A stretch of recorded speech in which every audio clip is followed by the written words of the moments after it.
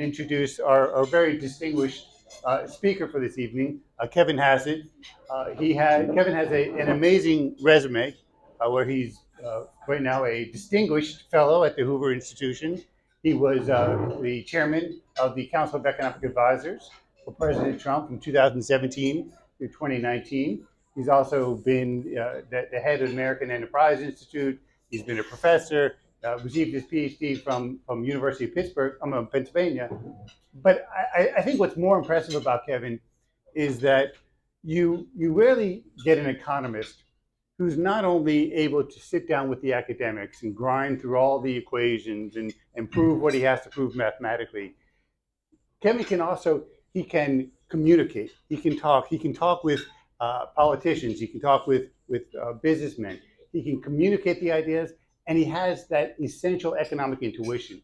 And that combination of just the mathematical acumen, the intuition, and the ability to communicate, it really makes him very special. And so he's going to talk to us tonight, not only about his new book, which, if you haven't seen it yet, it's called Glide. Or The Drift. Drift, I'm sorry, The Drift. It's called The Drift. I got that wrong. That's horrible of me. It's called The Drift. I have read it, actually. It's fantastic. It's talking about how our policies are right now drifting the economy, the country, towards socialism. And so he would tell the Times during the Trump administration their efforts to push back against the drift. And then, unfortunately, that drift continues. So he gives us some prescriptions of how we can get around that. So he's going to talk about that. And he's also going to talk about our current state of the economy. Where are we going? What's happening with the fiscal situation, the monetary situation, the banking. So hopefully we'll get some wonderful insights about the economy. And so please join me in welcoming up Kevin Hassett.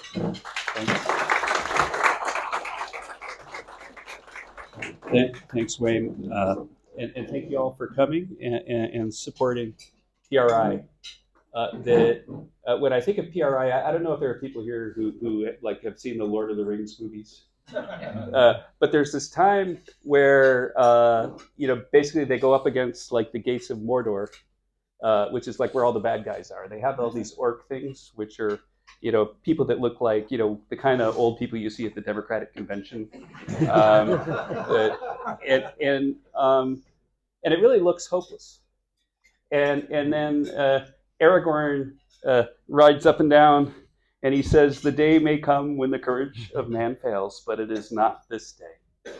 And I think of that scene often when I think about Sally and PRI, because PRI is at the gates of Mordor here in California. And the reason why I absolutely have to come if Sally asks me to is because there are very few people left in this world that fight. And PRI is filled with people who fight. And in fact, aside from Sally, I kind of think of PRI as Wayne's World, so it's a real honor to be introduced by him. But it really is true that California, sadly, very often is kind of like the way you would forecast future American policy. And if you think about California policy right now, it's a fait accompli for you guys. I feel bad for you. I live at Hoover some of the year. But it's really scary to think that this is stuff that's going to spread.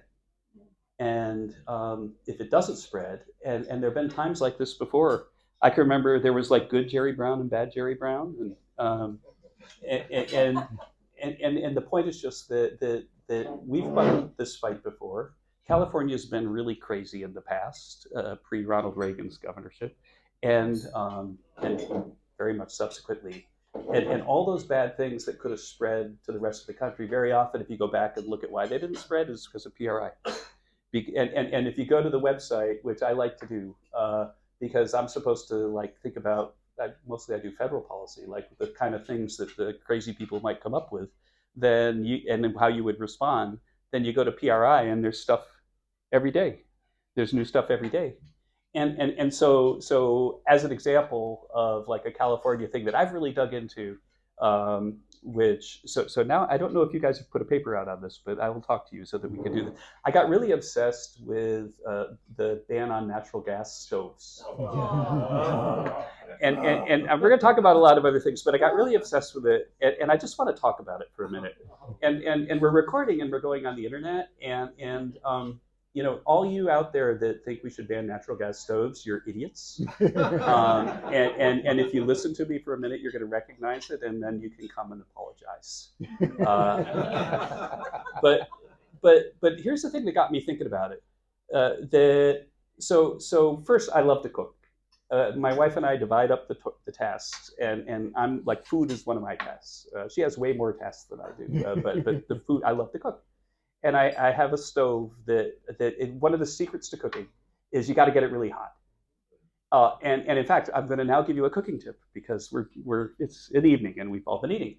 But as an example, if you want to cook a steak so it's just as good as you get it like the palm, then you take a cast iron pan, you put it in your stove, you turn your stove as hot as it'll get, like 550 degrees. When the stove is that hot, you take the cast iron pan out with a really good mitt. You put the steak in there, and then you put it under the broiler for 4 minutes, and it's cooked perfectly. But the pan has to be really, really hot. And that's something you can do with a gas stove, but you can't do with an electric stove because the gas stove goes above 1,000 degrees, the flame. So the idea that they would ban this gas stove is something that like kind of annoyed me in the sense that as a chef, I really want, or not a chef, it's, as an amateur chef, I really want a gas stove. And yet California is banning gas stoves, even for restaurants where okay. So, but I get to thinking about it because this is what, this is what we scholars, Sally and Wayne and I, what we do is when something doesn't make sense, you don't just stop there, you just basically can't stop thinking about it. And that's why Sally did all this brilliant work. This is the first time I remember reading Sally. We just talked about it, that my memory was correct. As I get older, my memories aren't always correct, but this one is correct. The Bush prescription drug benefit was not financed, and it was a bigger financial commitment than Social Security. And I remember learning that stuff from you, back in the day. And that was because Sally was obsessing over the prescription drug plan, and she taught us stuff that we didn't know. I've been obsessing over the gas thing. And I get to think of that, well, how do they get the gas to my house? They have a pipe, right? It comes up to the house, it brings the gas. What happens if the pipe has a leak? Well, then they send the fire department, they send the gas guys, God willing, if not, the thing explodes. And so you have to, I don't know, in California, they tolerate a lot now. You go downtown San Francisco, there's a lot being tolerated. Maybe they tolerate gas leaks as well. I don't know, but probably not. And so what it means is that when they get gas to your house, that it's actually like perfectly efficient because there's no leakage. If there was leakage, then there'd be a problem. And then when they ignite the gas, that's really efficient too, because like, have you ever looked at a power plant that burns fossil fuels? What they do is they make a flame, they boil water, they spin a turbine. That's less efficient, right? And okay, so I start looking at it, and it turns out that the truth is that people are saying that we should in California ban natural gas because of nitrogen dioxide, which is a gas that gas stoves produce because they're above 1,000 degrees, and so the air above 1,000 degrees makes it NO2, if you remember your chemistry. But the real reason is climate change, right? That people want to stop the consumption of fossil fuels. That was in Joe Biden's plan to save America, or whatever he called his campaign platform, was we're going to end fossil fuel consumption. And so they want to stop burning fossil fuels, but in order to get, if you don't have a gas stove, you need an electric stove. And if you have an electric stove, then first the food's going to not taste as good. But second, you're gonna produce the electricity at a power plant where you're burning natural gas. And then if you burn natural gas and then you put it into steam, you turn it into a turbine, you make it electricity, then there's actually quite a bit of loss of energy because there's friction in the turbine and things like that. But then you ship it over a power line, which reduces the electricity's from the point of origin to the point of receipt by 20 to 40%, depending on how far you're going. You think it's even higher. I looked at the data and it was 20 to 40%, but it was probably because the towns in California I was looking at had power plants that were really close or even in the middle of town. But so let's say 50%. Are you happy with 50? Okay, so what it means is that if you care about climate change, then you should oppose the ban on natural gas stoves because you consume so much more fossil fuels if you have to deliver the energy to cook inefficiently as opposed to supremely efficiently because there's no leaks. And so now I'm starting to get like mad at the liberals who want to do this. But then I went from mad to furious. And the reason I'm digging into this is that it's an example that I wanted to make to all of you about. You could sort of think that the PRI does really national stuff. Sally's testifying in DC like 10 times a year, maybe, or more. But the local issues are really, really important. And then I look at why they say they're doing it. And this is an example of, if I wrote a study for you, an example of the studies, you go to PRI, it's filled with studies like this, which teaches you these things. Then they say it's because of air quality, because of this nitrogen dioxide. But then I get to thinking, well, let's go read the literature. And so I read a massive amount of literature, and there's this like supremely, I would say, I guess dishonest, you never know if someone's just being stupid or if they're lying, but there's a supremely incorrect Berkeley study that says that gas stoves poison the air in houses. And they look at NO2. But if you look at the study, then what they do is they put a gas stove in an airtight room and they turn it on high for 2 days. I'm not kidding. But then if you look at the indoor air quality thing, it turns out that indoor air quality is a crisis in America, that childhood asthma is skyrocketing. And the reason it's skyrocketing is that energy efficient homes are airtight. And that when you cook, like I do, in a really hot stove and you don't turn the fan on, then there's all these volatile organic compounds and fine particles that go into the air, and they cause childhood asthma, they cause lung problems for people. And if you look at the literature, it says that if you turn on the fan on top of your stove, then you really reduce that stuff. But if you want to completely eliminate it, when you turn on the fan, you need to crack your window, because the homes are so airtight that the fan can't actually blow air out. Okay, so why am I saying all this? Is that, so if you actually really cared about human health, if you cared about indoor air quality, if you cared about all those poor kids who are suffering with asthma, I had childhood asthma, it's really awful. You feel like you can't breathe and you're gonna die. And those people are getting that because no one has told them, hey, you know what? Don't ever cook without putting on your fan. And by the way, crack a window. And if you don't have a fan, open a window. And the literature is filled with science that shows that if you do that, then your indoor air quality is going to be fine. And instead, they're out there fighting against gas stoves, which is, one, going to make climate change worse in terms of CO2 emissions, and two, it's hiding the ball or distracting people from something that's a genuine health threat. And now you ask yourself, what kind of a person would do that? What kind of a person would care more about like their religion of climate change than the health of kids with asthma? And the point is the person from California. Okay? And then I look at what California's doing, and then I look at what's happening in Washington right now. And I basically see that there are people that are doing the same things.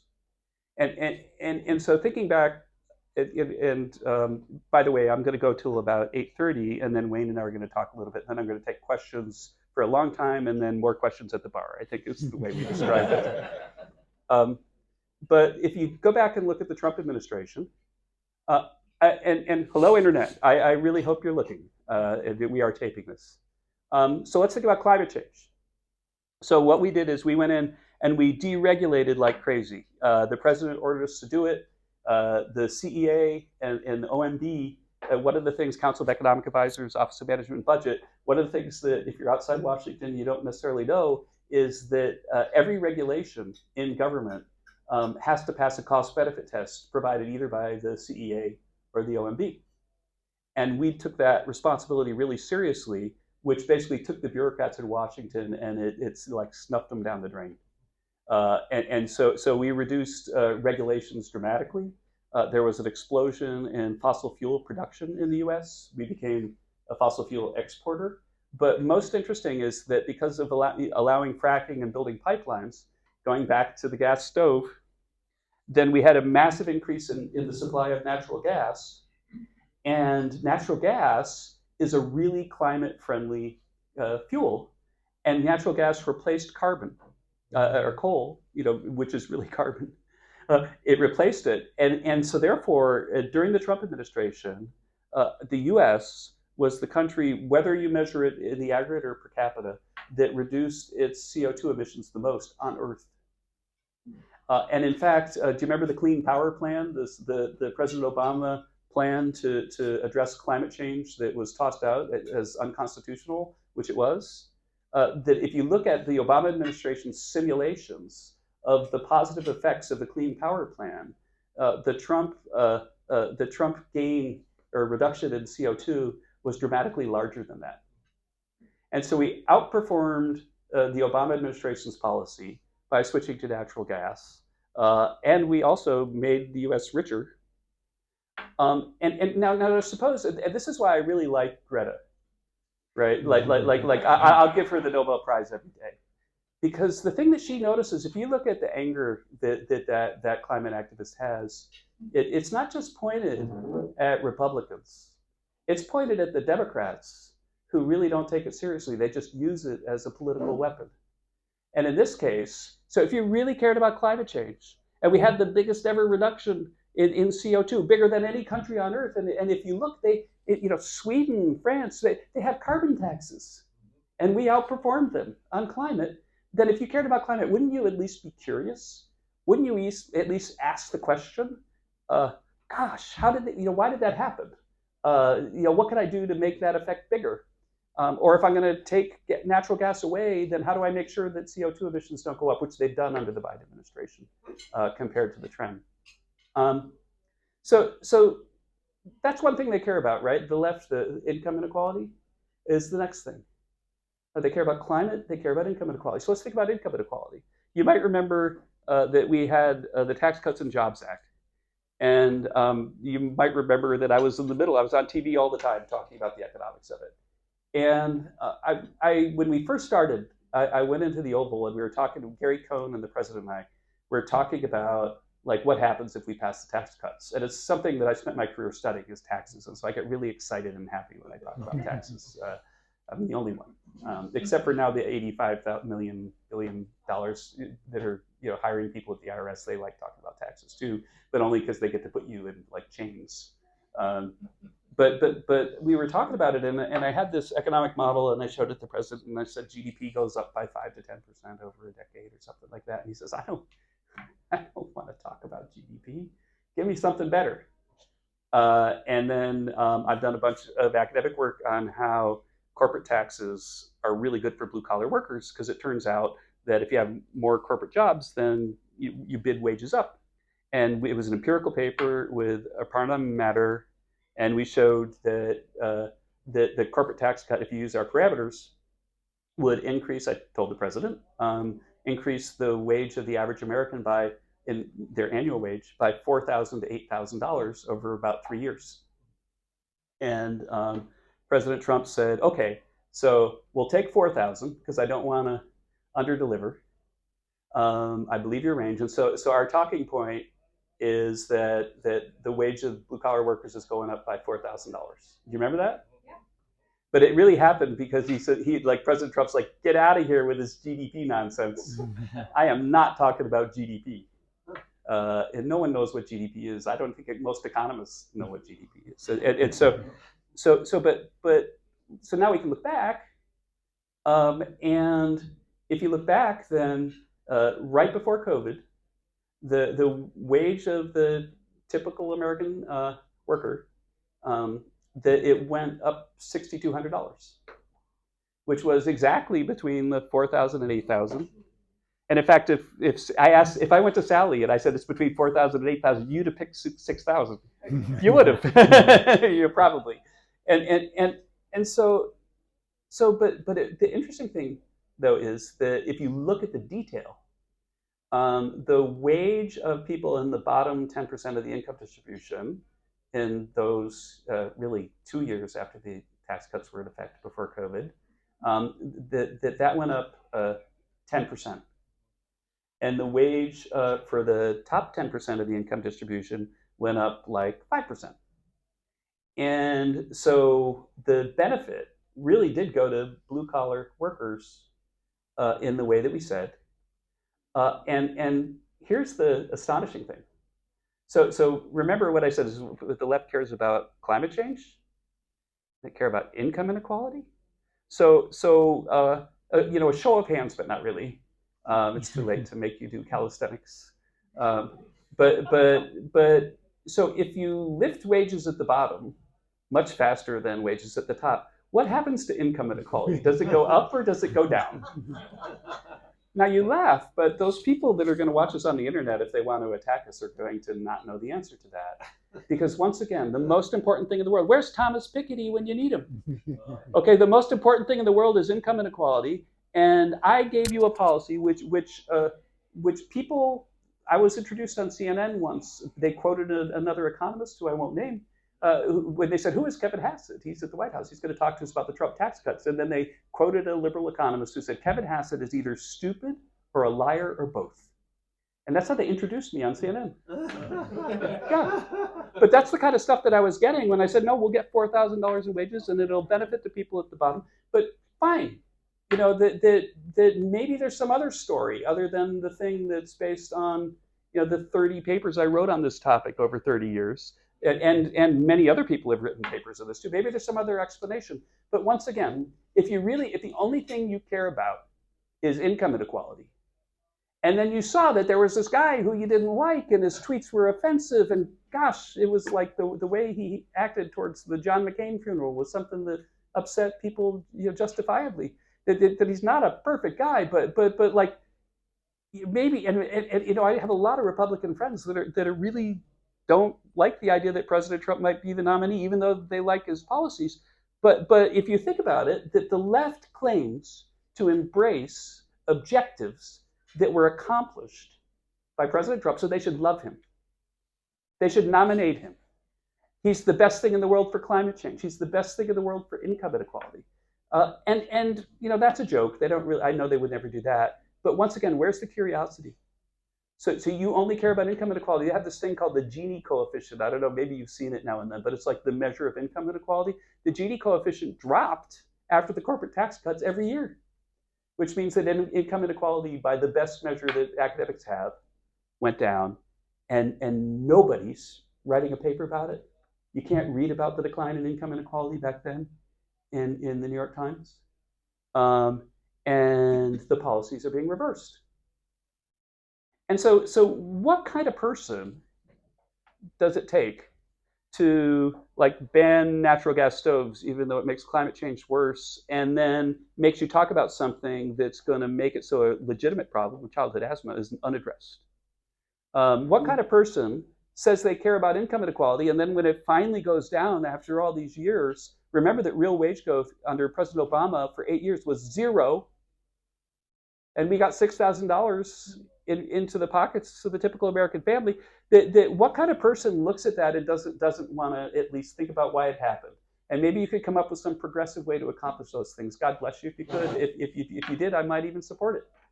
But instead, they reverse it. They reverse it. And so then ask yourself, so why are they like that? Why are they like that? And I think that the answer is that we're living in a time of a Manichaean struggle, which means basically, you've maybe heard the word but don't remember from undergrad times what it means. But basically, there's good and there's evil. And there are people that want to do things to this country that are profoundly harmful to our country. And they're willing to abuse the power of government to accomplish those things. Witness the legal abuses. You see the things about President Trump, but like my friend Peter Navarro, who I disagree with about taxes, he claimed executive privilege, which was what we were counseled to do by the Justice Department career people when they wanted to talk to him about January 6th, because he was a presidential advisor in the White House. And then the Justice Department is prosecuting him I told Peter, by the way, if he's worried about going to jail and then pursuing this all the way to the end, he should just become a business partner of Hunter Biden. Um, but the thing is that the people who say they care about climate change but then don't do it, who say they care about air quality but don't actually address the problem, that say they care about income inequality but ignore the fact that it goes down, that those people are also abusing the power of government in a heinous way. And an example, I've seen it so much with so many of my friends, is that Peter Navarro should not be prosecuted for refusing to go to Congress and talk about the private advice he gave the president. That's in the Constitution. It's actually the briefing you get on White House ethics from the career people at the Justice Department. He was just doing what he was told, and for exercising executive privilege, they're torturing him. Peter's probably spent $1 million on legal fees to defend himself, and they're doing that to many of my friends. It's happening to everybody, and you see it especially happening to President Trump. But the point is, they're abusing the power of government. So we've got people who disregard the welfare of American citizens, who abuse the power of government. And what is it all about? Well, what it's all about is that the left is using narratives that are drummed into the heads of people at places like Stanford. You saw that what's going on at the law school, to acquire political power. And then they're abusing the political power to harass their political enemies and to enrich themselves. Again, watch. I'm an economist, so I'm not going to talk about it, but watch the stuff that the House is now uncovering about the fact that there are actually 9 or 10 Biden family members that were getting money from the Chinese. And that's so why do they care so much about power? It's not because they care about climate change. It's not because they care about income equality. It's because they care about power. And this is the story of my book, The Drift.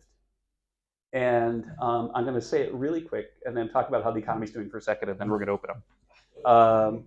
But when people ask me about The Drift and where the title comes from, one of the things I like to say is that there's a question in my mind whether the drift is a noun, or there's like a drift that's a verb. I drift.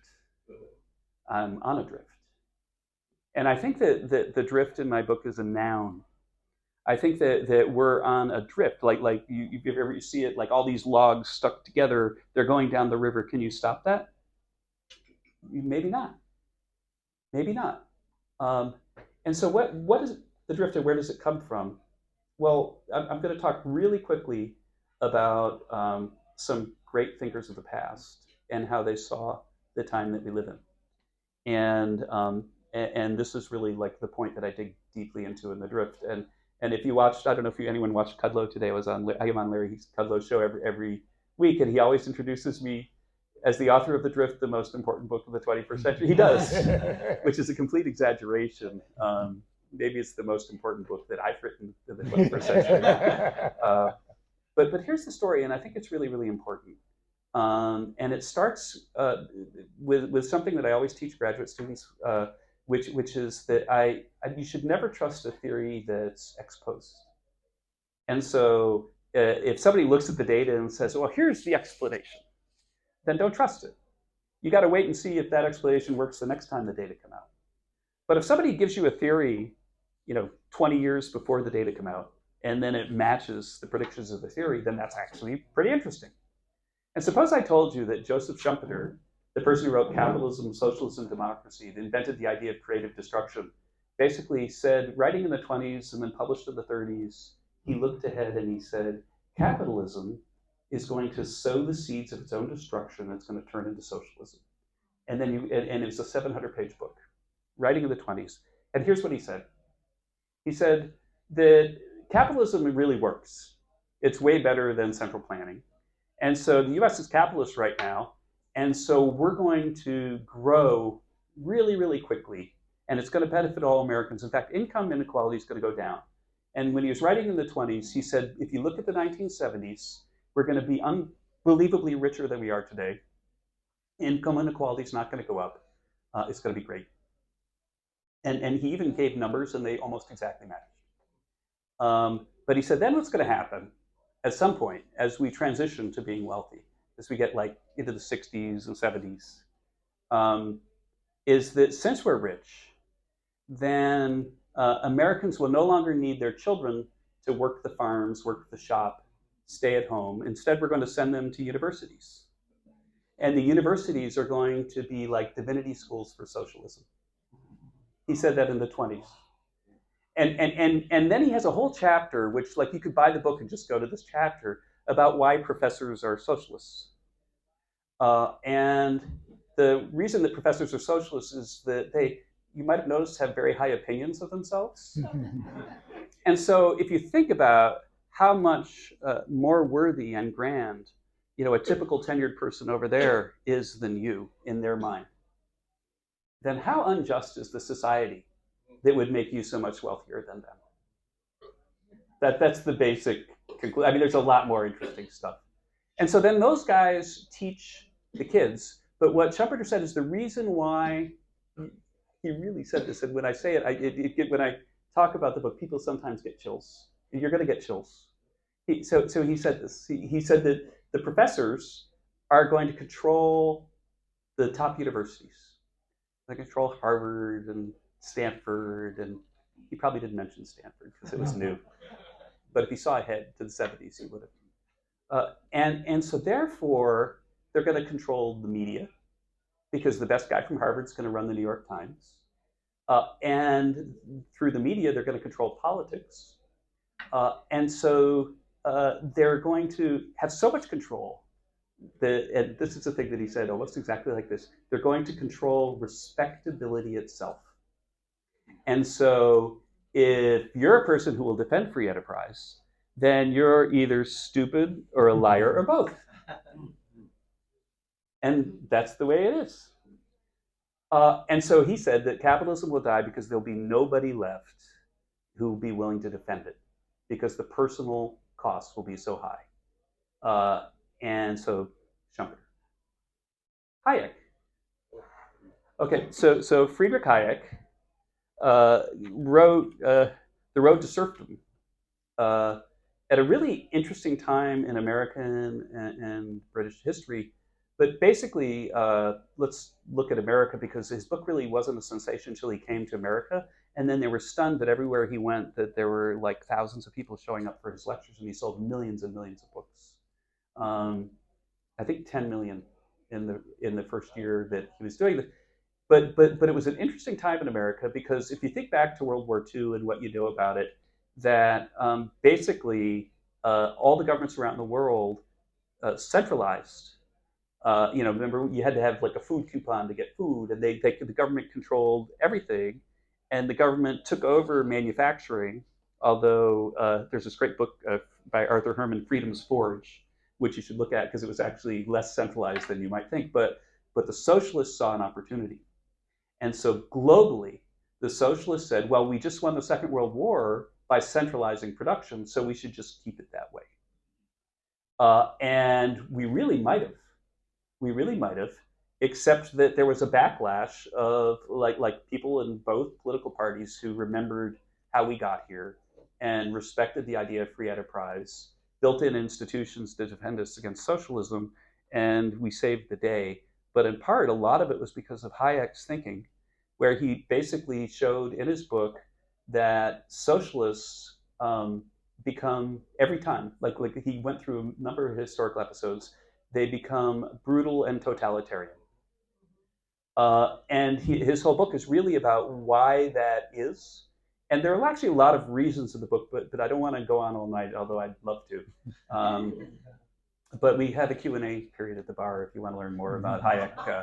But I think that basically Hayek's view was that socialists, there are a lot of people who think, geez, I feel so bad for people who are less well off.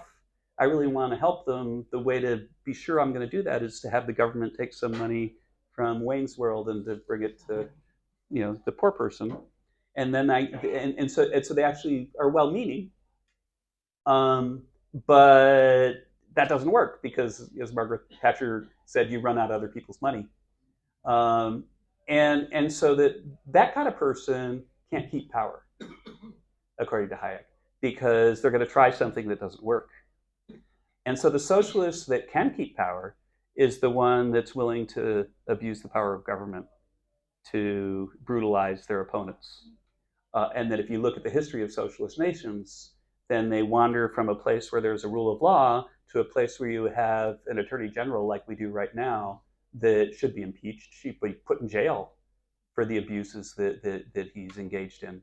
And it's not just him. It began with President Obama when they used the IRS to harass political organizations or Republican organizations or right-leaning or free enterprise organizations. I can remember at the American Enterprise Institute under President Obama, we were audited every year. And you were too, probably, right?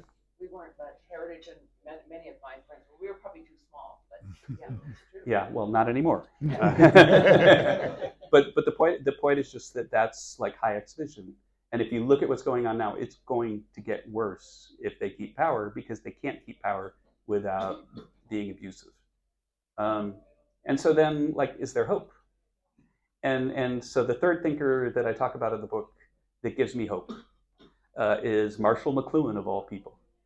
And you people like if you're old enough, you remember seeing Marshall McLuhan on TV, and he was kind of like Andy Warhol. That when he spoke, it kind of was intriguing, but also didn't make sense. But then the more you think about it, like I've grown to love Andy Warhol more and more as I go back. You should go to YouTube and watch some Andy Warhol interviews. They're astonishing how clever he was. But McLuhan was that way too. But the thing about McLuhan that I find most remarkable, and remember Hayek wrote that they're going to become more and more totalitarian, and you would have to concede that the Democrats have become more and more socialist, and they've been abusing the power of government in a way that Hayek anticipated. Well, what McLuhan said was that he before the internet existed, he decided to start theorizing about what the internet would do to society. And he said approximately this. He said, "I'm going to get the chills again." He said, well, right now we live in a curated society. That if you want to get information about what's going on in the world, and it's outside of your own world, then you get it from the New York Times, you get it from Dan Rather. And so that there are people, liberal elites, that Schumpeter talked about, although I don't remember McLuhan citing Schumpeter, who control the information, who curate your life. And that gives them an enormous amount of power. And there's a reference to the fact that when the printing press was invented, then over the next decade or so, 20 million books were in print.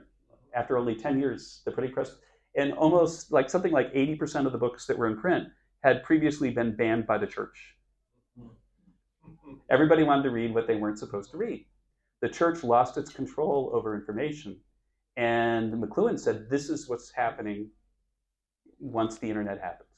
Because instead of there being a curated society, there's going to be a competition, a global village, he called it. You could just Google McLuhan Global Village if you want to read more about this.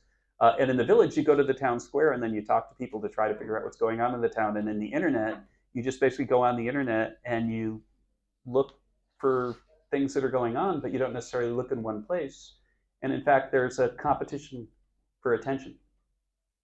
And then McLuhan got a little pessimistic, and he said, the problem with the competition for attention is that the sort of crudest and most offensive people are going to get the most attention.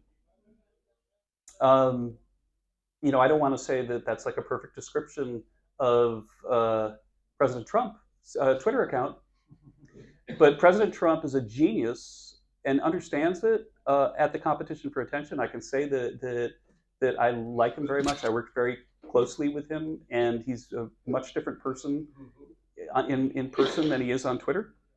But he wins the competition for attention. But then, and here's the part where you get the chills. McLuhan says, but then what happens next? What happens next is that the elite that lost their power will recognize that if they, and this is the way he said it, the two words he said, if they organize their inattention, then they can get their power back. And so what is organized inattention? It's kicking someone off of Twitter. It's organizing inattention. It's making sure that the person who just won the competition for attention that you don't like can no longer do that because they've been wiped from the internet. So McLuhan wrote that in like the 50s and early 60s. It's incredible, right? And so I would just submit that we're living, and this is the drift part of my talk, that we're living in a world that people saw coming, and that we know how to win this fight. And one of the things is to produce the ammo, like the facts that I told you about climate change and income inequality and all the things that you see at the PRI website. But the other thing is to understand that things like canceling are like the supreme threat to our country that exists. That we've actually, engaged and defeated the socialists a little bit before they basically started using the power that McLuhan saw. And so the final thought is that if you wonder why a person who has such extraordinary intelligence and vision, that he's built Tesla and Solar City and SpaceX and become the richest man on earth, would buy Twitter, it's because this thing that we're talking about, Elon understands it. He understands it, that he believes that in the idea of America, and he recognizes like where the front line of the struggle is. So I think I've gotten about to the end of my prepared remarks. One of the rules we were just talking about this because we were down in Phoenix at a conference together about late night talks after people have been drinking, is that you really shouldn't talk too much about like the economic data. But if people want to talk about SVB or anything else, we'll save that for the Q&A. But I think, Wayne, you might have had a question or two you wanted to ask me first, or do you want to go straight to the audience? Well, I guess it's up to the audience. If people have questions, let's go directly to that. So let's see. We have plenty of time. So does anyone have any questions? Yes. It might be a naive question, but when you say the end game is power, I'm still not understanding the balance of if we all go away, they can't live in their glass house anymore. So eventually, by getting rid of us or getting rid of all the workers, like how can you even power anymore? Right. So and by the way, as long as I can hear it, I'm going to repeat the questions, because I know for some people in the back, and I have a microphone, and I'm not going to run the microphone over every question. But the question is, like, if they run us all out of town, then what use is power? And the answer is that, look at California. A lot of people are leaving town, but a lot of people aren't. And as long as you're here, you're paying the highest taxes on earth and being regulated within an inch of your life and watching people in tents sleep in your front yard. And that's the world that they live in. But again, the political power is, in the end, the ultimate goal is not like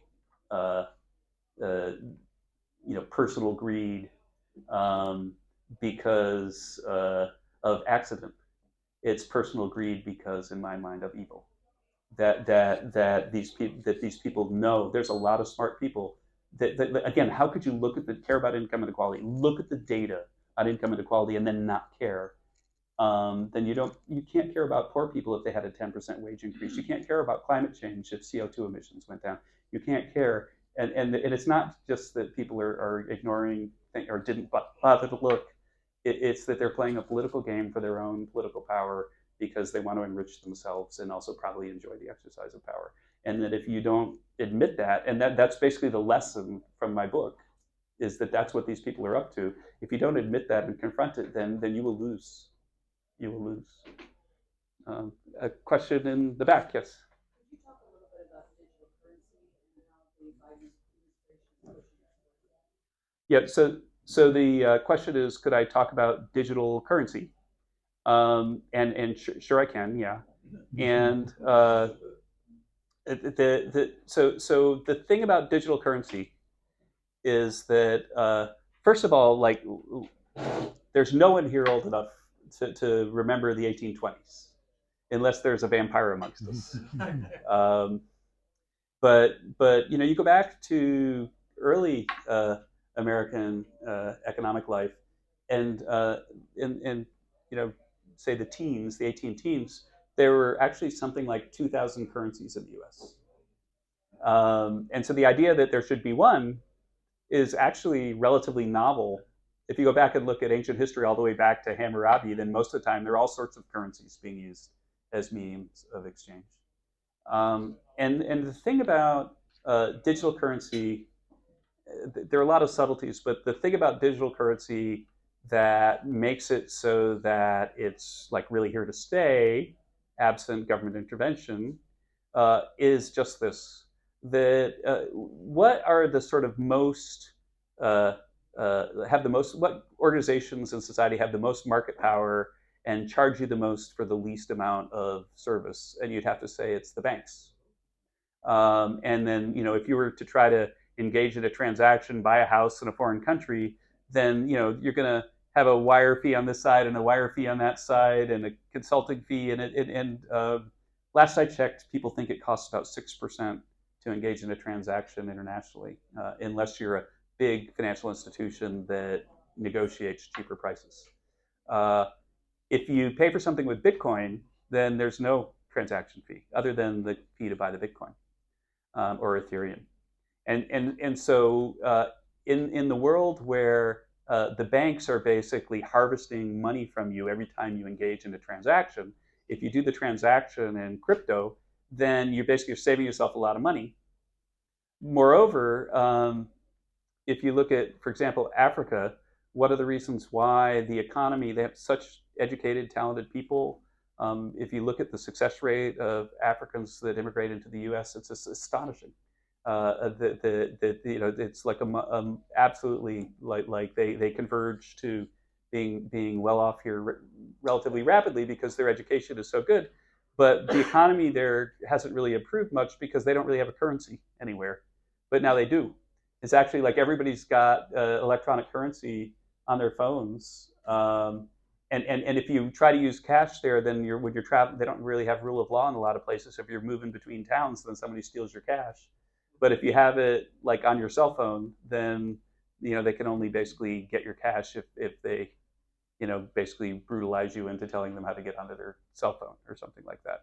And so the crypto is something that will continue to flourish because it's basically an arbitrage against a really inefficient part of the economy. And it's certainly had a lot of hiccups and so on, but I think in equilibrium, it's still going to be there. And when institutions ask me, should we invest in crypto? Then, or if someone who has a really large portfolio, then I say think of it as like gold. The world is changing really rapidly. It's going to be a big part of it, and you should have a little bit of it because if it really goes up a lot, you want to be part of it. But you shouldn't take so much that if it goes south some, that it's going to really, really cost you. And then I tell like sort of ordinary investors that crypto is something you use, but not necessarily something you own. But when you have a transaction, you should think about using it.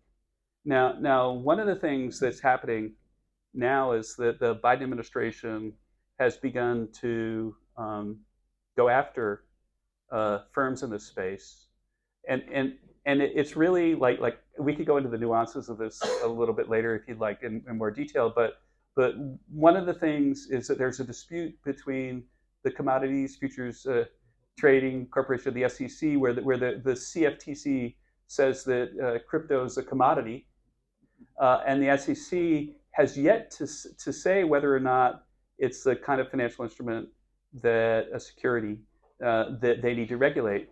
They won't say. And so there's a dispute amongst the regulators about what to do here. And despite that, the SEC has launched legal proceedings against people for unlawfully marketing securities, even though they haven't provided any guidance about what's a security and what's not in this space. And so if you look at the behavior of the Biden administration in this space, you would have to say it's sort of disgusting and unlawful, but that's like what they're doing everywhere. We shouldn't be surprised.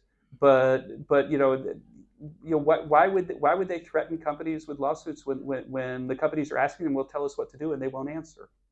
And that's the world that crypto's in right now. It's a pretty uncomfortable world, and my view is that that it's part of, like, going back to the Manichaean point, that it's just a shakedown. It's either a shakedown or it's an attempt to please like the banks and run their competition out. You go back and look at the Chicago School people, they say basically that big, powerful monopolies use government to shut down innovators and competition. And so it's kind of one or the other. It's one or the other, but it's not particularly attractive. And the good news is, though, that the crypto world is so, it's flourishing so much, it's so humongous, and it's so difficult. Like if you have VPN to regulate, that I don't think that they can shut it down or even maybe even slow the growth. But it is disturbing that there's that you should go look at the like when they Coinbase got the SEC notice. You should go read the company statement. It's basically like we listed in 2021. They allowed us to list at a public exchange. We presented everything about our company to them, and they approved our listing. And now they're saying that we're doing something incorrect, but they won't tell us what it is. And I think that their letter that they've published on their website is actually really quite informative about what's going on if you're worried about the space. But the point is that it's just kind of like the attorney in New York, the district attorney who's attacking President Trump for this silly thing in the past, that he won't actually say what the crime is. Right? It's because he can't figure it out himself. And that's probably good news for the crypto space, is that if they can't figure out by now what it is they think they're doing wrong, then they probably aren't going to find something that'll stand up in court. To tie some of your thoughts together, though, then the central bank will want to take over crypto. The central bank will want to take over crypto. Yes, that's the threat to crypto. The threat to crypto is that, yeah, that's right. The threat to crypto is that people decide that print money, that they don't like competition. Correct. Yes, that is the threat. But my point is that that short of putting me in jail and not giving me a computer, that if I want to do a crypto transaction, they can't stop me. Yeah. So a comment and then a question, but just to follow up on that. So I'm a lawyer, I do securities. 2017, I had a lot of companies doing this new thing with blockchain, doing tokens. And they're all offshore now. and Gary Gensler is basically, like you said, they're regulating through enforcement. So we don't really have any rules, we just have fear of what might happen. So just to add to that. But what I wanted to ask you about was, you mentioned Piketty during your talk, and of course he espoused wealth taxes to eliminate income disparities. We're kind of seeing that more and more talk about wealth taxes, especially here in California. Yeah, I know. So I'm wondering, is that part of the prediction as to what we might see happen? Yes, because in a totalitarian government, what happens? So the question is wealth tax. In California, they're thinking about it. Is this one of the things that we could expect to happen? And the answer is yeah, sure. Because as soon as you have literally the way they're abusing government, they're moving in the direction of being like the many totalitarian governments around the world. And if you're a successful multimillionaire with a great business in a country where you supported the opponent of the person currently in power, then they're going to take your business. It's what happens. And so yeah, I think that taking your wealth, right? Like so if the Democrats are really, they're going to be the one thing is that they're the party of the wealthy. If you actually look at the data. And so if they really want to take the wealth, then you're going to take the wealth from Mark Zuckerberg, who got you elected, Joe Biden. So I kind of wonder how they're going to figure out how to take the wealth from the people they don't like, but let the people they do like keep it. And maybe they can't do it, which is why we want to have a wealth tax. But the thing I want to say about a wealth tax, though, is that now we're going into technical math a little bit, but it's really important. That if I'm giving you a model like the model that gave you the $4,000 to $8,000 of a tax, then the way to think about a tax on wealth is to get it into the model. It's basically because wealth is a stock and models are about flows, and so you have to figure out what the equivalent income tax is, and capital income tax if it's wealth. And the point is that there's a David Bradford actually at Princeton, who's no longer with us, sadly, great man, has a famous theoretical result that the way you map the two is that you take the risk-free interest rate and multiply it by wealth, and then that's like the income that you need to use when you're figuring out what the income equivalent tax is. In other words, the risk premium doesn't go into the calculation. And so therefore, let's say that the interest rate's 2%, say. then if you have a 2% wealth tax, it's the same as a 100% tax on income. And if if interest rate's 4% and you have a 2% tax on wealth, then it's a 50% tax on capital income. And so the thing though is that the real interest rate is right now it's like 1.25% if you look at inflation protected securities. And so if you have a 2% wealth tax, then it's more than 100% tax on income. And as anyone who's thought a little bit about the Laffer curve, once you get above 100% tax, then you have some pretty serious effects. And you mentioned like all the crypto firms moving offshore. Well, that's what's going to happen to the wealth. Is that everybody's going to find ways to get it out of the country, and it will end up being like China, basically, where you have to go to Macau if you want to get your money out of the country. Are there other questions over here? And I'll repeat it again because it's over here. I'm sure you can't hear. I'm going to throw you 3 pitches, and you can bring in whatever. So we're going to throw me 3 pitches, but do them one at a time. And which one do you like? Which pitch? So, okay, first one will be BRICS and de-dollarization, Restrict Act, and privacy and communication, and last, scaling energy bills to the level of income. That's Newsom's most recent proposal to turn our paradise into hell here. Yeah. So Gavin Newsom. Boom, I knew it. We'll start with him. Extremely dashing fellow. I honestly though think that he's like the classic example of the demagogue who doesn't care about the harm that he produces. And honestly, making the energy bill a function of your income is the right way to do that. Is that if you think that there are low-income people that don't have enough money to heat their homes, then you give them a subsidy to heat their homes. But to build in progressivity, it invites all sorts of really bizarre behaviors, including moving from California, that will make no sense. The unintended consequences from that, I could go on all night. Yeah, and the Restrict Act. Yep. Which one is that? That's the Trojan horse. Actually, it's TikTok, which is not mentioned at all. The TikTok bill. Yeah, they call it the Restrict Act. Restrict Act, which would. So the second question is the TikTok, the banning of TikTok, but then everything else that they're doing around it. Yeah, Patriot Act 2.0. Yeah. So that's very much so. I actually fiddled with TikTok for 2 days, and I found it like it was like I've never done heroin, but it's sort of like that. Like once you start doing it, then you can't stop, right? So it's a very effective way to basically destroy the lives of our children. But as a free market person, I'm not sure. I think we should trust parents to do something about that. My own rule, for example, when my kids were growing up, is they can do anything they want on their computer, but they're going to lose their computer if they erase their history. And I can tell if they erase their history. I'm pretty good at computers. But the Restrict Act it goes way too far. And I understand the concerns about TikTok though. And as someone who's been in the White House and had a high security clearance, the Chinese are as bad as you can imagine. And the first question was? And that was BRICS and de-dollarization. Oh, de-dollarization. So the last one was if the dollar is no longer the reserve currency of the world. I think that's something that people are talking about. The Chinese are starting to want to pay for oil and renminbi and so on.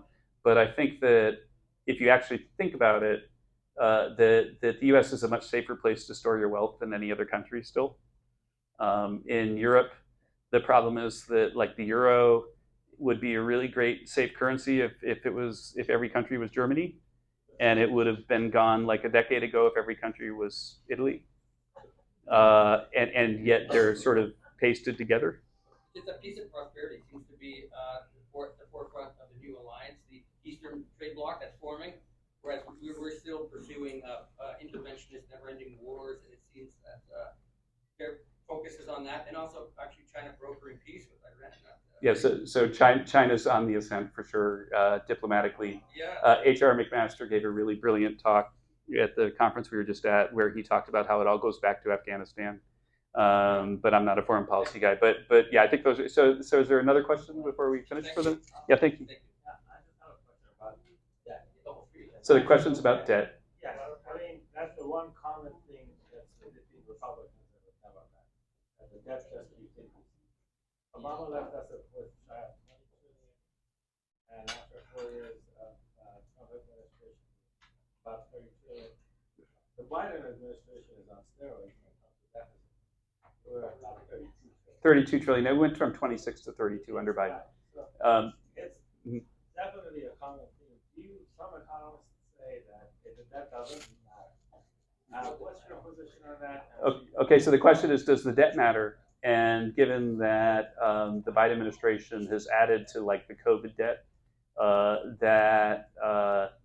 we now owe $32 trillion. Our GDP maybe will be 26 trillion if we have a good year. And so we owe almost a whole year of stuff. Well, here's some fun, not so fun debt facts. The CBO currently forecasts that we're going to spend $1 trillion a year paying interest on the debt over the next 10 years. The defense budget this year is $800 billion. The corporate tax raised about $400 billion. How much is Medicare? 600-700 billion. 700 billion going up to. Right. So interest is up to bigger. $1 trillion, including, and then Yeah. Medicaid would be the same. Right. And so all of this borrowing has basically made it so that we either go bankrupt or we have to cut all the other stuff.